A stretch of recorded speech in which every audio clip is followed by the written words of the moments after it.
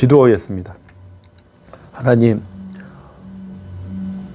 하나님의 절대적 가치와 또 기준을 버리고 왜곡해서 혼합주의, 상대주의가 되어버린 이 사회 속에 우리가 크리스찬으로서 옳은 분별력과 세계관을 가지고 나가기 원합니다. 특별히 우리 자녀들이 그런 건강한 세계관과 가치관으로 하나님을 섬기는 자들이 되길 원합니다. 오늘 말씀을 통해서 우리가 또 은혜를 나눌 때 우리의 왜곡된 시각들이 회복되게 해주시고 옳은 판단력과 분별력으로 세상을 바라보고 문제를 바라보는 믿음의 사람으로 우리들이 또 성장해 나갈 수 있도록 주님 역사하여 주시옵소서. 주님께서 오늘 우리에게 주실 그 은혜를 사모하오며 우리 주 예수 그리스도 이름으로 기도하옵나이다. 아멘. 하나님 말씀 나누겠습니다. 구약성경 사사기 21장 25절 한 절만 나누겠습니다. 그때에 이스라엘의 왕이 없으므로 사람이 각기 자기의 소견에 옳은 대로 행하였더라. 아멘. 사사기 21장 25절을 본문으로 포스트 모더니즘은 갑자기 나온 것이 아니다. 포스트 모더니즘은 갑자기 나온 것이 아니다 라는 제목으로 하나님 말씀 나누겠습니다. 시대는 변화되고 또 문화와 이런 기술을 비롯해서 우리가 삶을 살아가는 모습들은 다양해지고 또 발전돼 가고 또 어떤 모습은 이전보다 더 변질돼 가고 퇴락해 가는 모습들도 있습니다. 시대는 분명히 변하고 있습니다. 그러나 어느 시대건 그 시대를 이끌어가는 철학, 사조 그런 것들이 있습니다. 학자들은 오늘날의 시대를 포스트 모던 사회라고 그럽니다. 사실 포스트 모던이라는 단어가 나온 지도 이미 좀 세월이 조금 되기는 했습니다. 이 포스트 모던이란 무엇이냐? 질서, 가치, 규범, 도그마를 강조하던 이 모던주의 사회를 떠나서 자유, 상대적 진리 그런 것들을 주장하고 또 모든 것을 의심하며 어떠한 정답과 같은 그런 체계들을 거부하고 부정하는 것입니다. 그런데 이 포스트 모더니즘이 오늘날 갑자기 발생한 것이 아닙니다. 과거로부터 인간의 세계관 안에 존재해 왔고 특히 절대적 진리, 가치를 부정하는 유일하신 하나님을 인정하지 않는 일들은 끊임없이 이어지고 있습니다. 오늘 본문이 사사기입니다. 이스라엘이 왕정 시대에 들어가기 전에 여호수아의 죽음 이후에 사사들을 통해서 치리되던 시기를 기록한 것입니다. 우리 성도님들이 이 사사기를 읽고 묵상하시다 보면 이런 단어들이 생각나실 겁니다. 타락, 어둠, 암울 이런 것입니다. 사사라는 히브리어 단어가 쇼페트입니다. 이 쇼페트가 재판하다라는 뜻이고 영어로는 저지입니다. 그래서 사사기의 영어 버전이 저지입니다. 저지. 여호수아가 110세에 죽고 난 후에 이스라엘은 타락으로 접어들었습니다. 우리 사사기 2장 8절로 12절 말씀 합독하겠습니다. 여호와의 종 눈의 아들 여호수아가 110세의 죽음에 무리가 그의 기업의 경내 에브라임 산지 가스산 북쪽 딥낫 헤레스에 장사하였고 그 세대의 사람도 다 조상들에게로 돌아갔고 그 후에 일어난 다른 세대는 여호와를 알지 못하며 여호와께서 이스라엘을 위하여 행하신 일도 알지 못하였더라.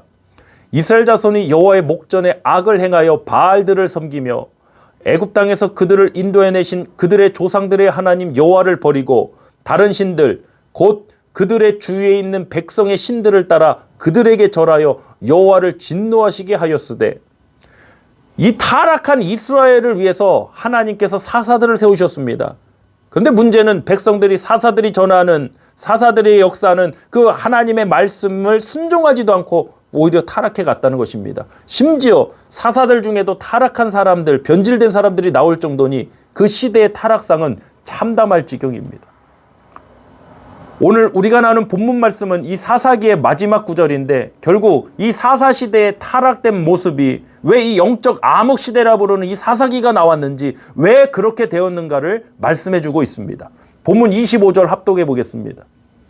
그때 이스라엘의 왕이 없으므로 사람이 각기 자기의 소견에 옳은 대로 행하였더라. 아멘. 사사시대의 어둠의 원인이 무엇입니까? 그들에게 왕이 없었다는 겁니다. 이 왕이 없었다는 것은 사울 왕과 같은 물리적인 통치를 할 그 왕도 없었다는 의미도 되겠지만 결국에는 만왕의 왕이신 하나님이 그들 가운데 없었다는 겁니다. 문맥을 보면 그들 속에 하나님을 알지 못했다고 그럽니다. 그 다음 세대가 여호와를 버리고 여호와께서 행하신 일도 알지 못했다고 오늘 본문 말씀에 사사기 2장에 기록되어 있습니다. 사랑하는 성도 여러분, 하나님이 없으니 어떻게 되었습니까? 각기 자기의 소견에 옳은 대로 행했습니다. 이것이 포스트 모더니즘의 핵심입니다. 각자 자기중심적, 자기 소견에 옳은 대로. 절대적 진리 아니다. 상대적 진리를 말합니다. 절대적 진리는 없다. 유일한 신은 없다. 심지어는 하나님은 계신 걸 인정하겠다. 그러나 구원의 방법은 기독교 복음에만 있는 것이 아니다. 예수만이 구원의 방법이 아니다. 다른 방법으로도 우리가 구원받을 수 있다. 이런 혼합주의, 다원주의까지 이어지게 됩니다. 그 출발점이 바로 이것입니다. 각자 자기 소견에 옳은 대로입니다. 어떤 하나님의 말씀, 절대적 진리를 왜곡하고 부정해버립니다. 각자 자기의 소견에 옳은 대로 이것을 정의라고 말하고 진리라고 합니다. 과연 그렇습니까? 그러면 자기 소견에 옳은 대로 사람을 죽이고 다른 사람의 것을 착취하고 도둑질하고 또 심지어는 테러를 행한 사람들은 어떻게 합니까? 과격주의자들은 이렇게 합니다. 신의 뜻이라고 하면서 폭력을 행하고 신의 뜻이라고 하면서 무고한 생명을 앗아가는 테러까지 서슴없이 행합니다. 그러면 그들은 믿음대로 했으니까 자기 소견에 옳은 대로 행했으니까 그 행위를 정당화할 수 있는 것입니까? 그럴 수 없습니다. 어느 시대이고 이 정의의 문제, 진리에 관한 문제가 상대적인 것이 될 때 그것이 타락이 시작이고 그것이 어둠의 시대고 그것이 심판의 시대가 되었습니다. 지금 우리가 처해 있는 이 시대의 문제가 그렇습니다. 신약 성경에도 이 마지막 시대에 관한 말씀들이 나옵니다. 디모데후서 4장 3절로 4절 말씀 합독하겠습니다. 때가 이르리니 사람이 바른 교훈을 받지 아니하며 귀가 가리워서 자기의 사욕을 따를 스승을 많이 두고 또 그 길을 진리에서 돌이켜 허탄한 이야기를 따르리라. 사람들이 바른 교훈을 받지 않는다고 합니다. 여기서 바른 교훈이 하나님의 절대적 진리 말씀을 의미합니다. 헬라어로 디다스칼리아스라는 단어가 쓰였는데 복수형이 아니라 단수형이 쓰였습니다. 즉 바른 교훈은 여러 가지 교훈을 말하는 게 아니라 유일한 교훈을 말합니다. 바른 교훈, 우리에게 유일한 바른 교훈 바로 하나님의 말씀의 진리입니다. 그런데 그 진리에서 귀를 돌이켜서 허탄한 이야기, 무엇입니까? 자기의 사욕을 따를, 나를 자기 중심적이 돼서 내 것을 채워줄 그것을 따라간다는 것입니다. 마지막 시대라고 해서 종교성이 사라지지 않습니다. 오히려 사람들은 더 종교성이 됩니다. 그런데 그 중심이 상대주의가 돼갖고 자기 중심적이 돼갖고 내가 다 결정하고 내가 판단하고 내가 중심이 되어 살아갑니다. 아닙니다. 우리는 다시 하나님 중심으로 돌아와야 됩니다. 하나님 중심으로 돌아올 때 억압되는 것이 아닙니다. 하나님 중심으로 돌아올 때 우리가 어떤 자유를 잃고 속박되는 것이 아닙니다. 예수는 우리를 자유케 하려고 오셨습니다. 예수 안에 진정한 자유가 있습니다. 여러분, 이 복음의 은혜를 우리가 믿고 나눠야 됩니다. 우리 디모데후서 3장 1절로 5절 말씀도 합독해 보겠습니다. 내가 이것을 알라 말세에 고통하는 때가 이르리니 사람들은 자기를 사랑하며 돈을 사랑하며 자긍하며 교만하며 회방하며 부모를 거역하며 감사치 아니하며 거룩하지 아니하며 무정하며 원통함을 풀지 아니하며 참소하며 절제하지 못하며 싸나우며 선한 것을 좋아 아니하며 배반하여 팔며 조급하며 자고하며 쾌락을 사랑하기를 하나님 사랑하는 것보다 더하며 경건의 모양은 있으나 경건의 능력은 부인하는 자니 이 같은 자들에게서 내가 돌아서라. 아멘. 말세에 고통하는 때의 특징이 쭉 나왔습니다. 그런데 2절을 보니까 그 출발점이 뭡니까? 사람들은 자기를 사랑하며입니다. 자기중심적인 세상이 된다는 겁니다. 사랑하는 성도 여러분, 세상의 출발은 자기, 인간이 아니라 하나님입니다. 창세기 1장 1절이 무엇입니까? 태초에 하나님입니다. 사람이 아니라 하나님입니다. 하나님이 천지를 창조하신 시작점, 출발점에 하나님이 계셔야 질서가 세워지는 것이고 하나님이 계셔야 무너지지 않습니다. 이 포스트 모더니즘 갑자기 나온 것이 아닙니다.